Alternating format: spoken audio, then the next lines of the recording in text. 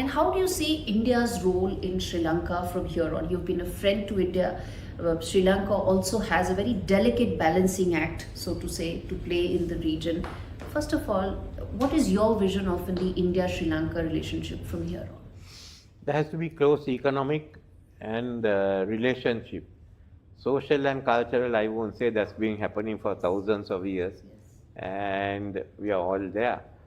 So, but we have to have a stronger economic relationship, and that's already mentioned in the vision statement that Prime Minister Modi and I issued. Yes, indeed. So would that be in terms of more line of credit from India? Would it be in terms of probably picking up specific development projects? Would it be in terms of some long-term infrastructure projects that you would want India to step in on? Because all these are areas where economic engagements can be deepened. We want first to encourage more investments from India, more tourists from India. Infrastructure projects, yes, we are working together with India on the issue of development of the Trincomalee Harbour. Yeah. So there be one that fits into it. But as I said, we'd like India to come and invest in Sri Lanka, and certainly with this great takeoff you have, we should also learn how to benefit from it. Absolutely. Sitting in New Delhi, the kind of commentary that comes during an election, one is of course what you are saying and your vision, but some of your opponents are also saying, and they have made some very strong remarks against India. Yes, it's an election cycle, there is rhetoric, but how should New Delhi be reading some of the very strident remarks made against India by some of the other opposition candidates? I think first is to watch the elections and see what happens then.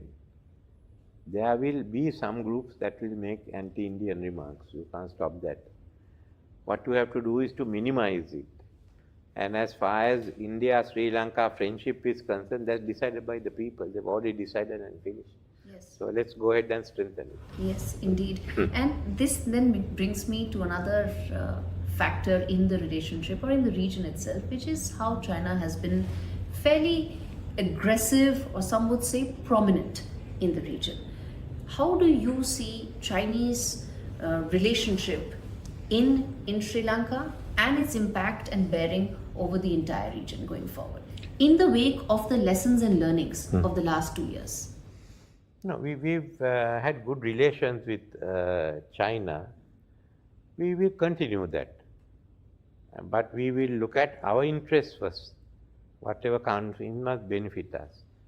We'll also ensure that nothing will affect the security of India. Within that framework, we will work. China is going to have extended, trying to have extended influence in the Indian Ocean. They are working with a number of countries. I have a feeling that presence at least will be there for some time. But it's how we then deal with China, we will deal with it on economic terms. Okay.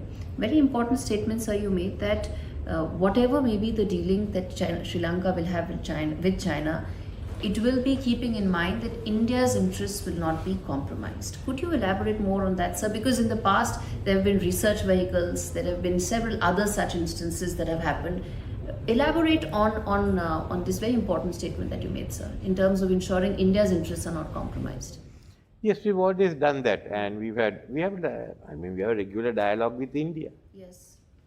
And we talk it over. Basically, relations with the subcontinent within us and in Indian states have been there for a long time. Yes, indeed. Indeed. There was also the security dialogue that took place very recently in the backdrop of increased, as I said, assertiveness, or some would read it as aggression, or some would read it as more greater presence of China. In the backdrop of that, the security conclave that took place in Colombo, do you think it assumes greater significance and would probably need to be focused on greatly going forward by Indo-Pacific other countries as well, besides India and Sri Lanka? I think the conclave, we must work out what we do. The dialogue, yes. There is going to be a Chinese presence in the Indian Ocean. They'll just want to begin with, secure Suez Canal and their goods that go in. And also China is trying to be one of the leading powers next to US. So it will look to build up relations with different countries. As far as Sri Lanka is concerned, we are clear about our objectives, how we work with China. We have done that for a long time. But at the same time, I told you, we keep this India's interest in mind because India is just 20 odd miles away from us. Absolutely. So, final two questions.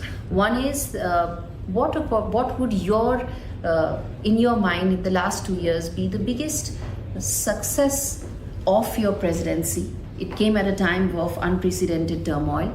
And also, what would your next focus, I know I asked this earlier, but what would be your number one priority in terms of the India-Sri Lanka relationship going forward? One is the success in the last 2 years, that one biggest success, and one biggest priority going forward between India Sri Lanka. We got the economy going again, we got people back, we got into normalcy. Still issues like, okay, for some the cost of living is too high. Those we can sort out as we go along. But getting Sri Lankan economy back to normalcy, I would consider to be an achievement. Yes. As far as India is concerned, we have a number of ongoing projects which we should implement. We've had discussions on our future of our political relationship. So that's open. It's a question of this is a short interval of about 2 months where the Indo-Sri Lanka relationship has to give way to the priority of an election. Absolutely. Yeah. Yes. Thank you so much, sir. Thank you so much for taking out the time and speaking to NDTV. Thank you, sir. Thank you for being here.